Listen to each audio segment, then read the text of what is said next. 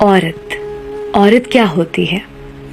मर्द सिर्फ जमा नफी कर सकता है, औरत सिर्फ ज़रब जानती है। आप जो उसे देते हैं ये इसे मल्टीप्लाई कर देती है। आप उसे पैसा ला कर देते हैं या आपके मकान को घर बना देती है। आप उसके बालों में एक फूल लगाते हैं या आपके घर को गुलिस्तान बना देती है। आप उसे अपना नाम देते हैं या आपको नस्ल देती है। आप मुस्कुरा दें या अपना दिल निकाल कर आपके हाथ पर रख देती है।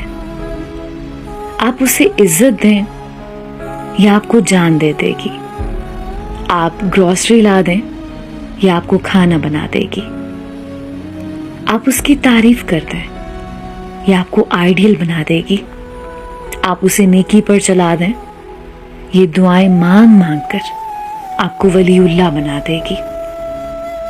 आप उसे जूता ला दें या आपको सर का ताज बना देगी। आप उसे पिज्जा खिला दें या आपके साल भर के गुनाह माफ कर देगी। मेरी दुआ है दोस्तों कि अल्लाह पाक हमारे तमाम मर्दों को औरतों से बेहतरीन सलूक की हिदायत दें। आमीन।